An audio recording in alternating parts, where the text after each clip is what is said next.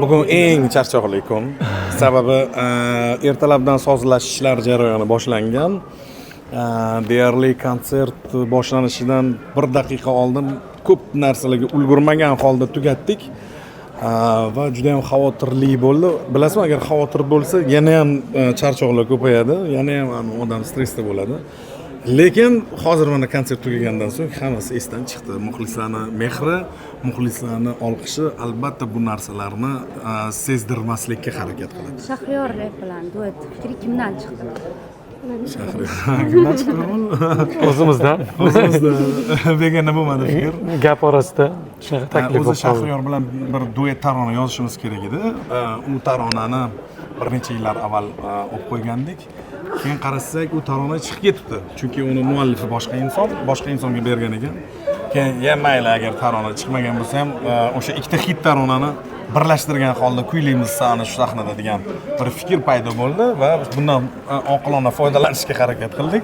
O'ylaymanki, yomon chiqmadi, zo'r tarona chiqdi. Hamma narsani boshlash qiyin bo'ladi. Birinchi kun avvalo qiyin bo'ladi. Birinchi kundan ko'ngillar to'ldimi, yo'qmi? Yo'q, ko'nglimiz 100% to'lmadi. Sababi juda ham ko'p surprizlarimiz bor edi. Ulgurmadik. Sozlamalar jarayonida ham ulgurmadik va nima deydim? 100% ko'nglimiz to'lmadi, lekin baribir ham bilasizmi, mana shu narsani tushkunlikka tushishdan albatta muxlislarimiz bizni saqlab qolmoqda. Agar hozir muxlislarning olqishi bo'lmaganda, balkim o'tirib yig'layotgan bo'lardi, bunga o'xshamadi. Juda ko'p san'atkorlarga hit qo'shiqlar sovg'a qilasiz. Bu qo'shiqlarni qizib olmaysizlarmi? Chunki mana shuni o'zimiz aytganimizda boshqacha bo'lardi-da. Bugun mana o'zingiz ham kuylab berdingiz. Rayhonni aytganda adashmasam qo'shildim. Albatta, Rayhon ijodidan Javob ber taronasi. Bu taronaning muallifi o'zimiz. Endi bilasizmi, shunday narsa bor, mualliflik huquqida shunaqa narsa borki, muallif har doim bu qo'shiqni egasi hisoblanadi, hattoki buni Rayhon kuylasa ham. Shuning uchun bu narsadan biz foydalanishga harakat qildik va mana shu narsani oldinlari o'ylab qo'yuvdik. O'sha uchun qizg'anmaganmiz. Kuni kelganda konsertlarimizda baribir yana ijro etamiz degan fikr bo'lgan. O'sha uchun bu narsadan qizg'onish bo'lmagan, lekin majbur bo'lganmiz. U paytlar ozgina oyoqqa turish kerak edi, ozgina o'z ustimizda ishlash kerak edi. Shuning uchun majburlikdan albatta bu qo'shiqlarni taqdim qilganmiz. Agar majbur bo'lmaganimizda balkim taqdim etmagan bo'lardik. Va 2025-yil uchun birinchi konsert dasturinglar, hali ikkinchi konsert dasturi ham bo'ladi. Unda doimo filmlar bilan chiqasizlar. Doim konsert dasturida yangi premyeralar taqdim etasizlar. Bu konsert dasturida nechta premyeralar bo'ldi va buni kliplari qachon chiqadi? O'tgan dasturingizda ko'rganmiz, juda ham ko'p premyera qilgansiz, lekin kliplarni uncha ko'rmadik. Va alohida klip suratga olishlar jarayonlari qachon bo'ladi? Bu safar mana shunaqa bir qarorga keldik. Gastrol safarlarini yig'ishtirgan holda ijod bilan shug'ullanib deb o'ylaymiz. Mana shu agar pul shirinlik qilsa, yo'q, mana shu yoz albatta shug'ullanmoqchimiz. Yangi kliplar, yangi loyihalar, yangi seriallar ustida. Mana shuni hozircha o'zimizga o'zimiz va'da berganmiz. Ishlaymiz, xudo xolisa. Va nechta premyera bo'ldi ushbu U konsert dasturida bilasizmi, bizda premyera va subpremyera degan tushuncha bor. Premyera bu aynan Benom guruhining slengida, bu ko'chada bu narsani tushunishmasligi mumkin. Premyera nega taronasi bo'ldi, lekin subpremyeralar bu aynan Xonanda hidlari unutolmadim taronalari. Chunki bu taronalarni oldingi konsert dasturida xuddi mana shu yangi tarona sifatida ijro etganmiz, lekin ommaga taqdim etmaganimiz uchun subpremyera. O'sha uchun haligi yana bir bor premyera bo'ldi. O'sha xonanda hidlaring qo'shig'ini agarda qidirishga yozsak ham konsert dasturingizdagisi chiqib kelyapti, lekin qidirishlar soni juda ham ko'p. Nima uchun chiqarmadinglar? Gastrol safarlari ko'p bo'lganligi uchunmi? Shunday, mana yaqinda o'sha eng oxirgi gastrol safarimiz Germaniya davlatida bo'ldi. Ana shu agar Germaniya davlatidagi sayohatimiz va konsert dasturimiz bo'lmaganda shu tarona chiqardi, to'g'risi. Aniq chiqardi, lekin mana shu ozgina belga tepdi, lekin mana shu konsert tugashi bilan premyera qilamiz.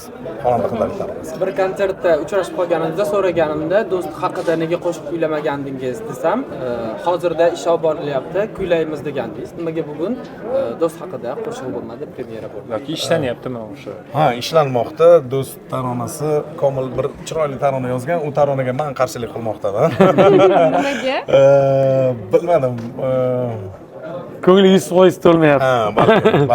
Balkim. Tez orada ishlanmoqda. Tushunchasi har kimda har xil. Shunday. Ularning tushunchasi sizga yoqmaydi. Albatta, yo'q, u taronani aynan so'zlari emas, taronani mavzusi emas, balki o'sha garmoniyalar, ohanglari, ya'ni o'sha musiqiy tilda aytganda. Lekin balkim eksperimental premyeralardan cho'chiyotgandirmiz. Lekin kelajakda albatta bu tarona efir yuzini ko'radi, xudo xolasa. Intellekt nimalarga qodir ekanligi, qolaversa ko'p mavzularni o'z ichiga olgan kinokonsert dasturi bo'ladi. Juda ham boshqacha tayyorlanmoqdamiz u konsert dasturiga va mana shu yoz fasldan boshlab start beriladi syomka jarayonlariga. Lekin ham ko'p sirlarni ochiq qila olmayman, chunki juda ham ko'p konsertlar bor. O'sha uchun sirligicha qolsin, xudo xolasa taqdim etamiz. Har yili o'sha kuzda bo'ladi. Kuzda, noyabrda.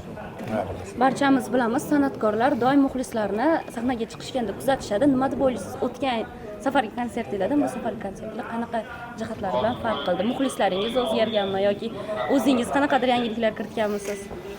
Bizningcha o'sha deb o'ylayman. Yo'q, bu konsert dasturi to'g'risi, men bitta narsa sirni ochiqlayman sizga.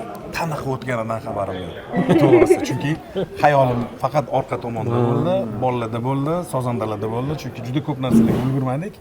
O'sha ayniqsa sozlamalar jarayoni, sozlashlar uncha ko'ngildagidek bo'lmadi. Shuning uchun faqat xayolimiz qanaqa konsert o'tdi, tushday o'tib ketdi, nimadir bo'ldi xullas. Endi buni o'sha video tasmalardan ko'ramiz, o'zimizga baho beramiz chetdan. Lekin haqiqiy fikrlarni bugun uxlamasdan ertalabgacha o'sha Instagram tarmog'ida muxlislarimiz fikrini o'qiymiz. Ko'plab duetdoshlaringiz bor, birga duet kuylagan. Nimaga ularni taklif qilmadingiz konsertga? Hech kim kelmadi. Yo'q, taklif nega Shahriyor keldi? Taklif qilganmiz. Jonli ijrodagi konsertga hali ko'pchilik tayyor emas. Hozirchalik. Keyinchalik tayyor bo'lishadi. Va yana Madaniyat vazirligi tarafidan konsertlar 100% jonli ijroda bo'lishi haqida yangiliklar bor. Bunga sizlar qanaqa qaraysizlar? O'zi sizlar 100% jonli ijroda berishinglarga hech kim shubha qilmaydi. rasm bu anaqaga o'xshaydi. Maktab davrida dars tayyorlab kelgan o'quvchi birinchi partada turadi, ko'rinib, domla ko'rsin. Dars tayyorlamagan o'quvchi orqa partalarda nima qilib turadi. Bu qonun chiqsa, biz mana shunday oldingi partalarda turamiz, tayyor bo'lganimiz uchun va buni qo'llab-quvvatlaymiz albatta. Chunki mana bitta narsa bor. Bizning muxlislarimiz har doim yozadi. Sizlarni konsertga tushganda, misol uchun o'sha so'rama yoki baxtli bo'l taronalarini 9 xil variantini eshitganman. Ya'ni 9 ta konsert, bu 9-konsertimiz. Ana mana shu 9 xil versiyasini eshitganmiz jonli ijroda. Chunki misol uchun MP3 boshqacha bo'ladi, uni jonlisi har doim har xil bo'ladi bizda va mana shuni sezgan muxlislar bor hatto. Va yana har bir konsertingizni karaoke tarzida o'tkazasiz. Sizni muxlislaringizga shubha yo'q, har bir so'zini bilishadi. Shu narsani karaokesiz, jonsiz ovozda emas, o'sha zvukda emas, jonli bo'lsa ham o'zingiz kuylasangiz, ular o'zlari kadr ortida kuylashaversa, sizlar o'ylab ko'rganmisiz? Albatta o'ylab ko'rganmiz. Hozir zo'r savol berdingiz. Bizning shogirdimiz bor, Jahongir degan, Jahon Aljahon. Mana shu bola bundan necha yil oldin kelsak, ya'ni demak, sho'x taronaga raqsga tushmoqda. Biz ahamiyat bersak, u ritmda emas, ritmdan chiqqan holda raqs tushmoqda. Va biz shuni o'ylaganmiz, agar shu bola san'atda bo'lib turib, ritmdan agar chiqayotgan bo'lsa, u endi ancha yil oldin, hozir ancha professional. Demak, xalq ham ritmdan chiqib ketadi. O'sha uchun, ya'ni bitta ritmda ushlab turish uchun butun zalni karaoke dasturi demak taqdim qilinadi. O'sha yashil ketganda hamma pauzalar, ya'ni qayerda kuylash kerak, qayerda kuylamaslik kerak joylarni ko'rib kuylash. Sinxron deyiladi. Sinxron biz uchun. Va bu O'zbekistonda faqat sizlarda konsertinglarda. Albatta. Ijodingizga omad. Tabriklaymiz yana bir bor. Keyingi kunlarda ham kuch-quvvat tilaymiz. Kliplar kutib qolamiz, muxlisingiz sifatida barcha muxlislar ham kutib qoldi. Harakat qilamiz. Mani qahramonlarim bular, bilib qo'ying. Jamshid aka keling. Quchoqlamasam bo'lmaydi. Keling Jamshid aka. Konsert rejissyori Jamshid Hojiniyozov har doimgidek Doim birga ishlaysizlar, qanaqa bir-biringlarga chidaysizlar? Nima, bir-biringlar negativinglar bo'ladi? Sochimni qaranglar, qanaqa. Ya bu ijodkorlar bilan ishlash baxt. Baxt. Real. siz bilan ham ishlash baxt. Qachonlardir biz orzu qilganmiz, aynan mana shu inson bizning prodyuserimiz bo'lishligini. Chunki Abduvali Rajabov juda ham ko'p san'atkorlarni xalqimizga tanitishda yordamlari singan va biz ham orzu qilganmiz. Qani edi mana shu inson bizga prodyuser bo'lsin deb va orzuyimiz amalga oshganini hozir sizlar guvohisizlar. Rahmat. Orzu qilishdan to'xtamang. Meni orzuyimni ham ro'yobi bu. Ishoning, bu chiroyli so'zlar emas. Men yigitlarga qoyil qolganim, professionallar bilan ishlash juda zo'rdi. Bugun to'g'risini aytaman, 100% konsertga tayyor emas edik, texnik nuqtai nazardan. Chunki jonli ijrodagi konsert bu eshitish, boshqalar ham o'zini eshitish kerak. Lekin hamma professionallar bo'lgani uchun texnik nosozlikka qaramasdan konsertni juda ham zo'r o'tkazishdi. Va yana biz e'tibor berganimiz, har doim konsert dasturlariga kelsak, o'sha ijodkorlar grimda bo'lishadi, qayerdadir tayyorlanayotgan bo'lishadi. Lekin Benom jamoasini sahnada ko'rdik va ovoz to'g'ilayotgan holatda. Endi har bitta ijod yo'lini o'zini sozlamalari bo'ladi va mana shuni vaqt ketkazmaslik uchun o'sha misol uchun yollanma ovoz rejissyori unga ko'p vaqt sarflab qo'yadi va vaqtdan yutish uchun o'zimiz sozlamalarimizni bilamiz. O'shani darhol tezroq amalga oshirish uchun harakat qildik. Bu degani boshqalar qila olmaydi degani emas, boshqalar ham qila oladi, faqat tezroq qilish uchun o'zimiz yugurdik sozlamalarga. Hammaga rahmat. Sog' bo'ling. Rahmat, sog' bo'ling.